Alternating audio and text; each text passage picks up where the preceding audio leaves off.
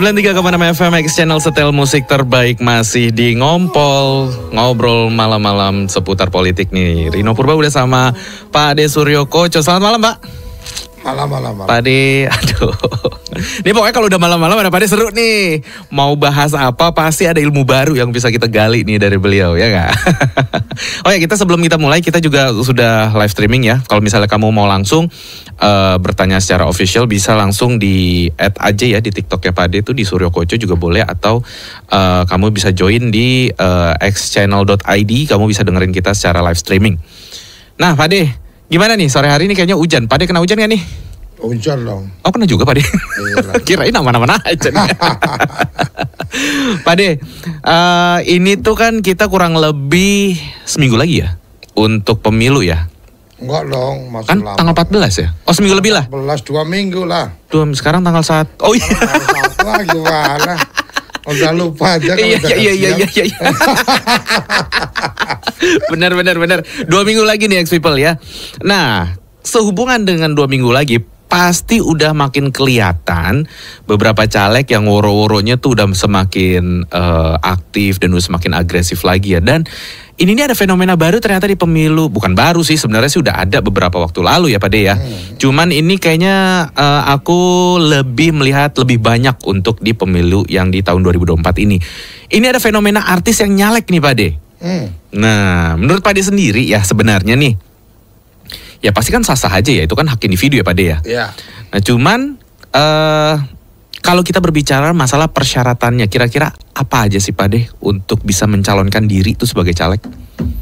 Ya kalau persyaratan jadi caleg kan satu, sudah cukup umur. Pasti. Ya, punya hak pilih, ya kan?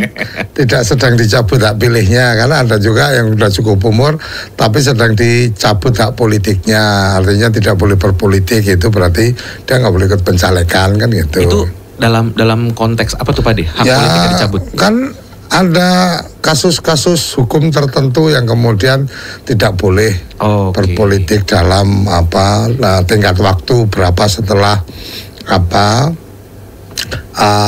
setelah bebas gitu kan. Ya. Ada juga kemudian kemarin sempat kasus-kasus mereka yang terlibat kasus korupsi atau nggak boleh, itu kan banyak aturannya. Dan yang penting adalah bahwa dia tidak sedang dalam kondisi pilot. Artinya orang nggak boleh. Bangkrut tuh harus ada surat pernyataan keterangan catatan kriminal, kemudian sehat jasmani rohani. Artinya kalau Rino pengen maju dalam proses pencalekan itu nggak cuma tes kesehatan fisik aja, juga tes kegilaan kan gitu. Waras apa enggak? Iya ada itu tesnya ada. Harus kan benar. Artinya ya ketika semua itu sudah terpenuhi ya sah-sah saja setiap warga negara Indonesia untuk kemudian maju dalam pencalekan. Untuk pencalonannya ya. Oke. Ini yang menarik sih sebenarnya kalau pengungkapan kekayaan ya Pak De ya.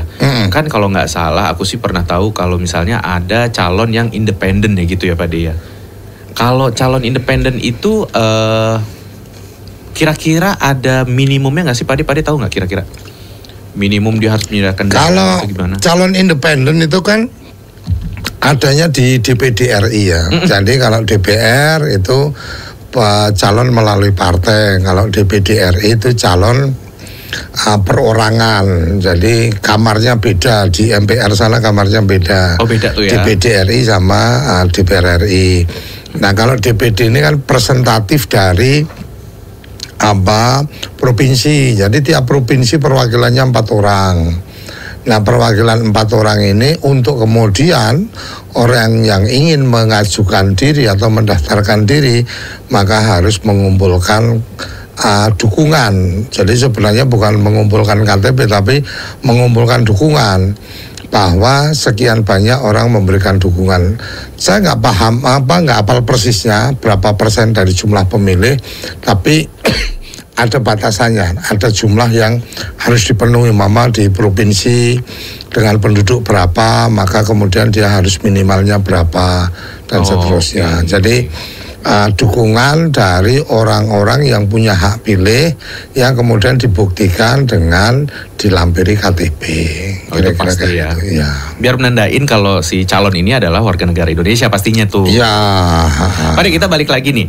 Pendapat Pak De-nya sendiri, Pak De Koco nih, tentang fenomena artis-artis yang nyalek. Ya, ini kan mungkin Pak De punya pandangan yang beragam ya, tergantung dari sikap atau nilai-nilainya lah gitu ya. Nah, kalau menurut Pak De sendiri, mendukung nggak sih atau mungkin malah skeptis buat partisipan yang backgroundnya ini artis? Ya, jadi gini, ini kan buah dari reformasi. Ya. Buah dari apa yang kemudian reformasi bergulir dengan kemudian banyak aturan-aturan yang bergulir. Ketika kemudian kita politik hari ini lebih pada beberapa mengatakan ini liberal kapitalis lah. Kenapa liberal kapitalis? Karena yang menang itu adalah yang punya banyak suara. Oke. Ya, yang menang yang punya banyak suara dan untuk mendapatkan itu kemudian di dalam satu partai pun mereka harus berkompetisi. Jadi maka kemudian yang menjadi menarik adalah sekarang ini setiap caleg kan mengkampanyekan dirinya sendiri. Betul. Bukan mengkampanyekan partainya. Betul. Kalau awal reformasi itu kan kita milihnya partai, seperti kemarin kita udah obrolin. Ya. Kita milih partai. Partai yang menentukan kader mana nanti yang kemudian di nomor urut 1. Dan sekarang kan nomor urut tidak berlaku. Suara yang paling banyak yang kemudian akan masuk atau akan duduk ketika memang partainya mendapatkan kursi untuk itu. Nah, ketika bicara election seperti ini, politik mengumpulkan suara seperti ini, maka kalau kita bicara elektabilitas, seseorang itu memiliki keterpilihan yang tinggi, itu harus melalui fase popularitas. Orang itu harus populer dulu dong, ya, untuk kemudian bisa terpilih. Nah, sebelum dia populer, dia perlu publisitas, perlu mempublikasikan dirinya.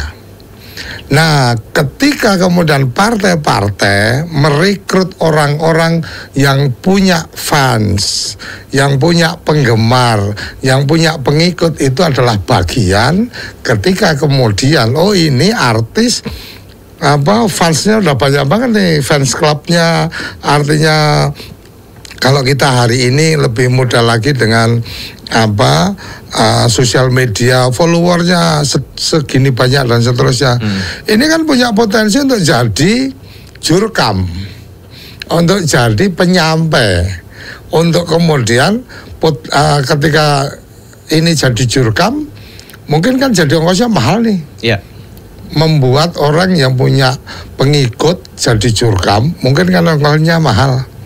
Akan menjadi lebih murah ketika dia ditawarin untuk jadi caleg. Dia kan otomatis akan jadi jurkam dari partainya. Karena dia satu udah ada fanbase-nya dan dia juga bisa berfungsi sebagai menginfluence juga. Iya. Okay. Dan kompensasinya kan lebih pada ya udah kamu ikut mencalonkan aja kan gitu. Nah, kalau umpama nih Rino punya 1 juta pengikut gitu kan, kemudian aku minta Rino, aku di ini dong, aku endorse dong, aku punya produk, ya kan? Ya. Kan kamu pasti langsung buka harga, pasti dong, ya kan? Nah, sekarang ketika kemudian Ren, ini aku punya produk, oke, aku kasih share saham. Tapi kamu endorse ini, artinya aku nggak perlu keluar duit dong. Iya. Karena kan kamu ada saham di sini, kompensasinya. Artinya kan mengajak kamu bergabung. Ini sama kayak artis, daripada bayar artis mahal-mahal, ya kan? Ajak gabung aja. Berarti ada take and give dong ya? Ya paling nggak ketika kemudian artis-artis ini ikut, nama-namanya dan seterusnya, orang jadi setidaknya lebih paham. Itu satu. Yang kedua, dengan posisi hari ini politik atau pemilu itu kan mahal. nggak mungkin dong tanpa biaya. Kamu mesti turun ke dapil, kamu mesti kampanye, kamu mesti sosial media dan seterusnya. Kan apalagi ketika turun nanti ada yang ngajukan proposal dan seterusnya kan gitu. Artinya tingkat keterpilihan mereka yang punya uang untuk biaya politik. Aku nggak bicara politik uang ya. Tapi politik cost, jadi biaya politiknya. Ketika bicara biaya politik, maka yang menjadi penting adalah orang itu punya cukup biaya politik. Nah, ketika artis-artis yang memang sudah punya nama dan seterusnya, ya pastinya udah punya kecukupan dong untuk uang, artinya biaya politik. Dia harus turun, ketemu masyarakat, ketemu ibu-ibu pengajian ngasih kerudung, ketemu bapak-bapak ngasih sarung, ketemu mbak-mbak nanti kasih sembako dan seterusnya. Ya. Berarti kalau bisa dibilang kita notice dari hal popularitasnya sendiri, dia punya dampak juga ya Pak De ya? Iya dong, artinya tadi kan publisitas, popularitas, elektabilitas. Ketika 3 fase itu terpenuhi, kalau kemudian partai mengajak aktivis nih, orang ini aktif nih, lingkungan hidup dan seterusnya, diajak, itu dia masih di publisitas, dia belum cukup populer. Karena popularitas itu kan ada satu proses yang cukup panjang sehingga punya trademark tertentu. Nah, ketika sampai di popularitas, maka kan perlu didongkrak ke elektabilitas. Nah, ketika mengambil atau mengajak artis, setidaknya udah di level yang kedua, popularitasnya udah ada.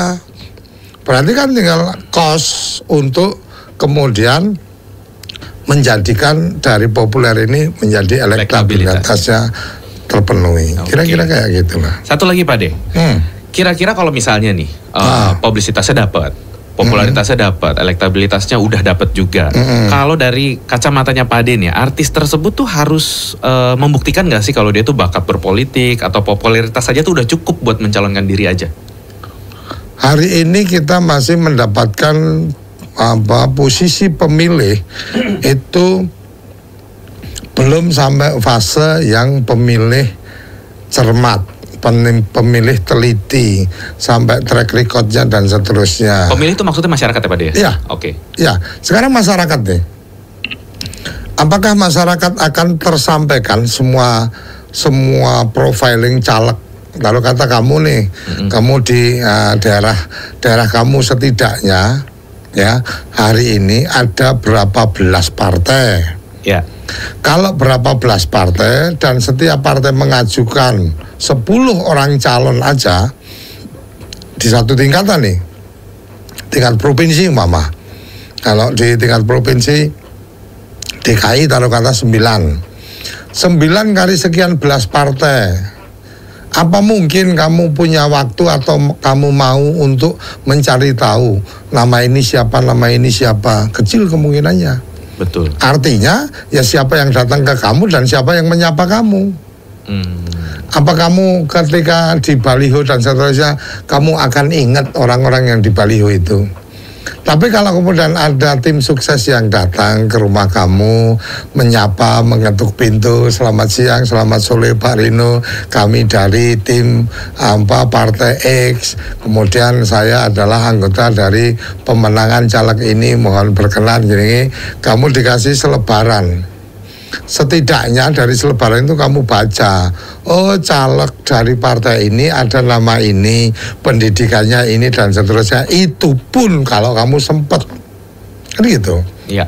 Artinya untuk kemudian dari popularitas ke elektabilitas itu prosesnya masih harus ada bagaimana menyapa masyarakat kan gitu. Mungkin itu yang lebih kena ya Pak De ya. Ya kan sekarang gini Mama, yang datang ke kamu ya langsung kan soal itu satu ya datang ke kamu satu. Itu nama yang mungkin kamu belum pernah kenal. Kemudian ada satu lagi yang datang ke kamu adalah dia seorang artis umpamanya. Ya. Kan di pikiran kamu akan langsung, oh ternyata artis ini maju di pilihan di dapil saya. Orang yang tadi yang belum punya popularitas itu kan kamu masih cari-cari tahu. Tapi kalau artis ini kan kamu udah langsung tahu karena dia sudah terkenal gitu kan, udah dikenal dan kamu sudah punya memori. Oh ini dulu yang cerai, oh ini dulu yang ribut ini, oh dulu ini yang banyak membantu keluarga tidak mampu, oh ini yang dulu ikut mengisi acara bedah rumah, oh ini dulu MC pengajian dan sebagainya. Di memori kita masih dapat gitu loh. Makanya kenapa kemudian menggunakan artis ini menjadi pilihan yang menarik untuk partai-partai kan? Menarik deh. Tapi tahan dulu nih Pak Den, ini masih banyak banget ya. Buat kamu ex-people nih, kalau misalnya mau joinan yuk boleh. Kita lagi di segmen yang ngompol ya. Barengan Pak Den Suryo Koco, kita lagi membahas tentang fenomena artis yang nyalek di 2024. Makanya stay tune terus di sini ya, hanya di Action 93,6 FM, setel musik terbaik.